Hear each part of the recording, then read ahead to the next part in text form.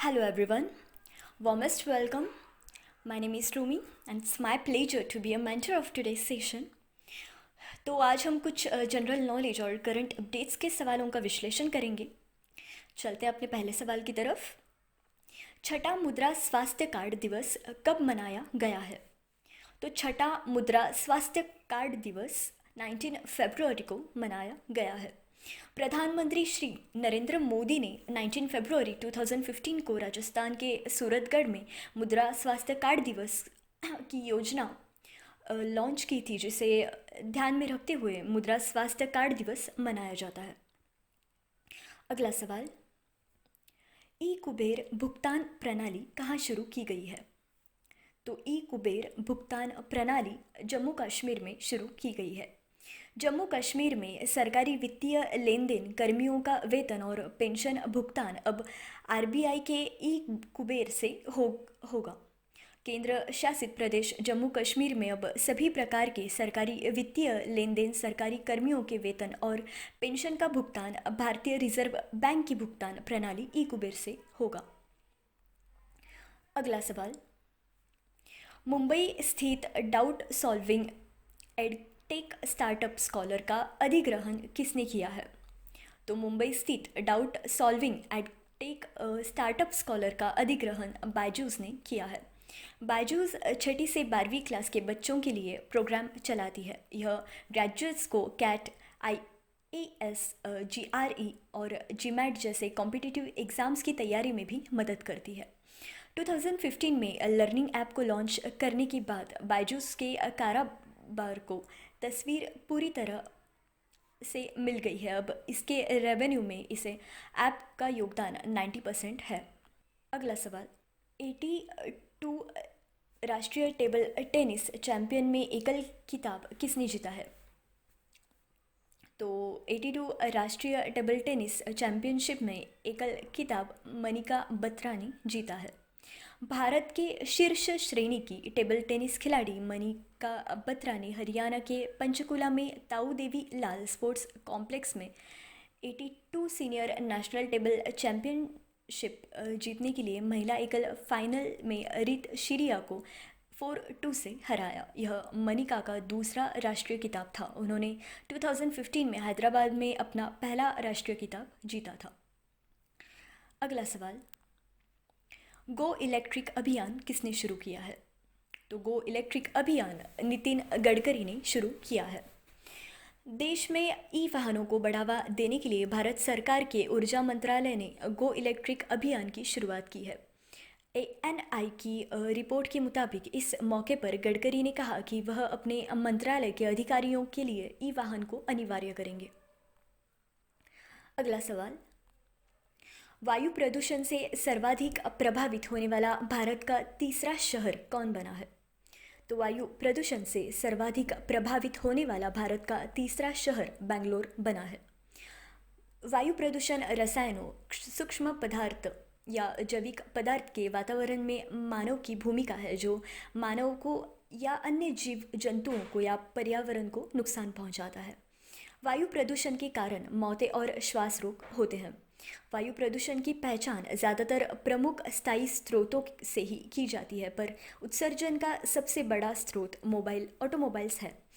Carbon dioxide जैसी गैसें जो ग्लोबल वार्मिंग के लिए सहायक हैं, जो हाल ही में प्राप्त मान्यता के रूप में मौसम वैज्ञानिक प्रदूषक के रूप में जानते हैं, जबकि वे जानते हैं कि कार्बन डाइऑक्साइड प्रकाश संश्लेषण के द्वारा हमको जीवन प्रदान करता है. अगला सवाल, किस राज्य के मुख्यमंत्री ने एक मंदिर में रथ का उद्घाटन किया है? तो आंध्र प्रदेश इस राज्य के मुख्यमंत्री ने एक मंदिर में रथ का उद्घाटन किया है.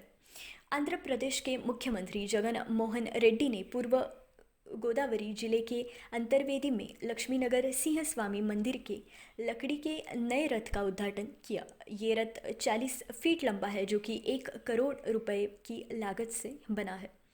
इसे सालाना आयोजित होने वाले कल्याणोत्सव में पहले रिकॉर्ड समय में बनाकर तैयार किया गया है. अगला सवाल, भारत ने किस देश के साथ वीज़ा सुविधा और चमड़ा प्रौद्योगिकी के संबंध में समझौता किया? तो भारत ने इथियोपिया इस देश के साथ वीज़ा सुविधा और चमड़ा प्रौद्योगिकी के संबंध में समझौता किया। भारत और इथियोपिया ने वीज़ा सुविधा और चमड़ा प्रौद्योगिकी के संबंधित दो समझौतों पर हस्ताक्षर किए। इथियोपिया के उप प्रधानमंत्री और विदेश मंत्री डेमेके मेकोनन हसेन द्विपक्षीय और क्षेत्रीय मुद्दों की एक श्रृंखला पर उपयोगी और उत्पादक विचार विमर्श करने के लिए 4 दिन की भारत यात्रा पर हैं। बैठकों के दौरान भारत के विदेश मंत्री एस जयशंकर और इथियोपिया की मंत्री हसेन ने रक्षा अर्थव्यवस्था SND डिजिटल और सांस्कृतिक सहयोग के संबंध में भारत और इथियोपिया द्विपक्षीय एजेंडा का विस्तार करने पर भी सहमति व्यक्त की। अगला सवाल, DRDO ने Helina Dhruvastra anti tank guided सफलतापूर्वक परीक्षण कहाँ किया है? तो DRDO ने Helina Dhruvastra anti tank guided सफलतापूर्वक परीक्षण राजस्थान में किया है। भारत ने स्वदेश में विकसित टैंकी रोधी गाइडेड मिसाइल प्रणालियों हेलिना और ध्रुवास्त्र का सफल परीक्षण किया। इसके साथ ही इन्हें मिसाइलों के क्रमशः स्थल सेना और वायुसेना में शामिल किए जाने का रास्ता साफ हो गया है।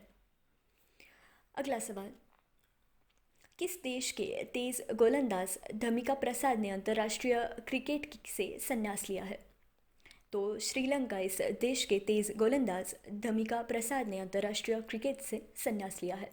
श्रीलंका क्रिकेट टीम के अनुभवी गेंदबाज धमिका प्रसाद ने इंटरनेशनल क्रिकेट को अलविदा कह दिया है। 37 ईयर्स के इस खिलाड़ी ने आखिरी बार 2015 में अपनी टीम की तरफ से कोई मैच खेला था। प्रसाद ने संन्यास की आधिकारिक घोषणा की, जिसकी पुष्टि श्रीलंका क्रिकेट बोर्ड ने भी की है। अगला सवाल, किस राज्य सरकार ने वीरता पदक जीतने वाले राज्य के सशस्त्र बलों के लिए एक नगद पुरस्कार में 10 गुना बढ़ोतरी की है? तो आंध्र प्रदेश इस राज्य के सरकार ने वीरता पदक जीतने वाले राज्य के सशस्त्र बलों के लिए एक नगद पुरस्कार से 10 गुना बढ़ोतरी की है। अशोक चक्र भारत का शांति के समय दिया जाने वाला सबसे ऊंचा वीरता पदक है। यह सम्मान सैनिकों और असैनिकों को असाधारण वीरता, शूरता या बलिदान के लिए दिया जाता है। यह मरणोपरांत भी दिया जा सकता है। अशोक चक्र राष्ट्रपति द्वारा प्रदान किया जाता है। अगला सवाल, राष्ट्र प्रथम वर्ष 82 वर्षों की स्वर्णिम गाथा इस पुस्तक का विमोचन किसने किया है? तो राष्ट्र प्रथम वर्ष 82 वर्षों की स्वर्णिम गाथा इस पुस्तक का विमोचन अमित शाह ने किया है। गृह मंत्री अमित शाह ने राष्ट्र प्रथम 82 वर्षों की स्वर्णिम गाथा पुस्तक का विमोचन किया। गृह मंत्री अमित शाह ने नई दिल्ली में राष्ट्र प्रथम 82 वर्षों की स्वर्णिम गाथा इस पुस्तक का विमोचन किया है। इस पुस्तक में CRPF के गरिमामय इतिहास, उसकी संपूर्ण यात्रा, चुनौतियों और सफलताओं और समर्पण को दर्शाया गया है। अगला सवाल, टोक्यो ओलंपिक आयोजन समिति का नया अध्यक्ष किसे नियुक्त किया गया है? तो टोक्यो ओलंपिक आयोजन समिति का नया अध्यक्ष सीको हशिमोतो को नियुक्त किया गया है। सीको हशिमोतो आगामी टोक्यो ओलंपिक आयोजन समिति की नई अध्यक्ष बनी है। हशिमोतो ने 4 बार शीतकालीन और 3 बार ग्रीष्मकालीन ओलंपिक में भाग लिया है। इससे पहले टोक्यो ओलंपिक आयोजन समिति के प्रधान कार्यकारी बोर्ड की बैठक के बाद 56 वर्षीय हशिमोतो को आयोजन समिति का अध्यक्ष चुना गया।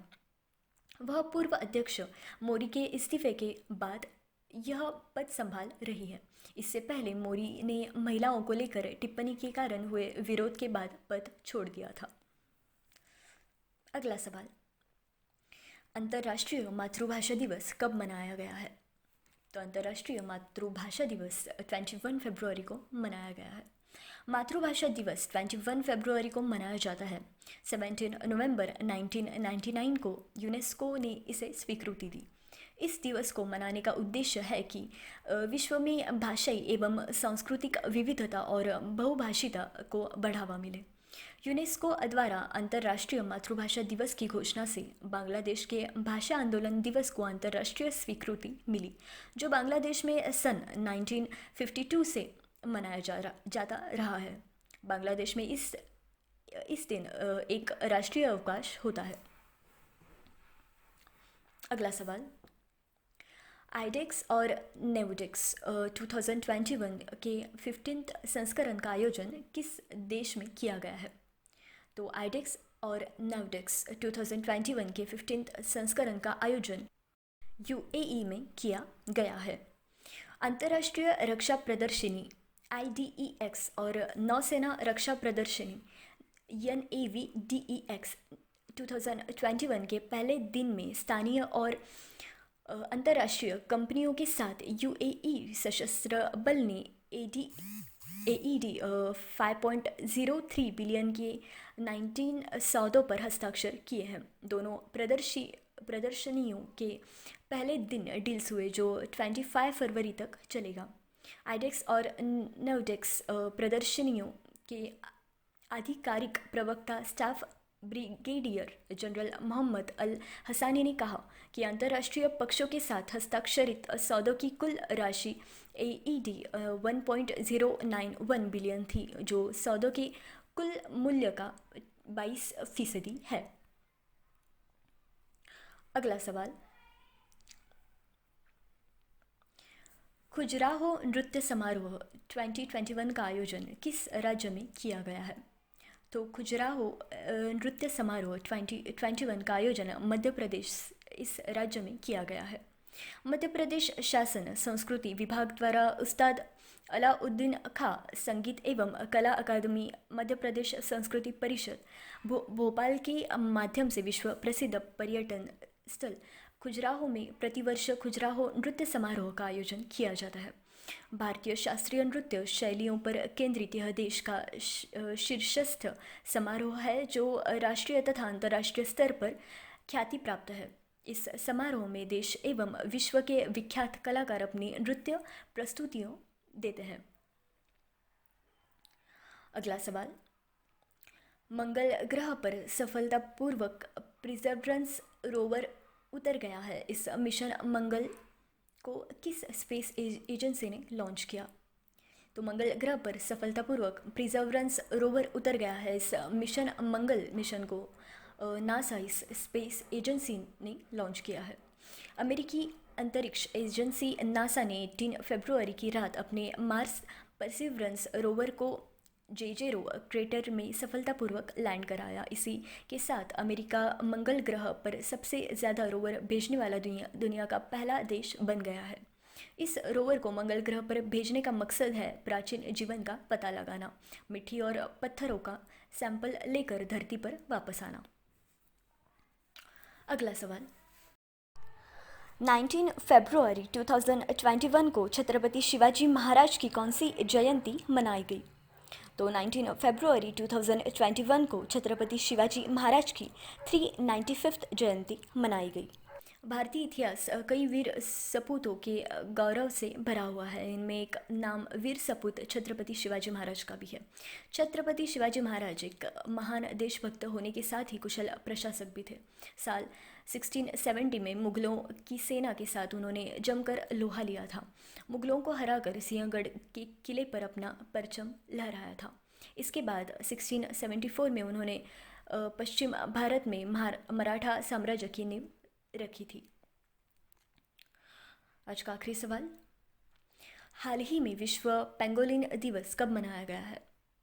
तो हाल ही में विश्व पेंगोलिन दिवस 20 फरवरी को मनाया गया है। फरवरी के तीसरे शनिवार को विश्व भर में विश्व पेंगोलिन दिवस मनाया जाता है। तारीख के अनुसार ये दिवस इस बार 20 फरवरी को मनाया गया। वर्ल्ड पेंगोलिन डे को मनाने का उद्देश्य पेंगोलिन जीव की प्रजाति के मिट रहे अस्तित्व को बचाना है। तो आज के सेशन को समाप्त करते हुए मैं रूमी आप सबकी रजा लेती हूँ। Stay motivated, stay tuned, see you in the next session.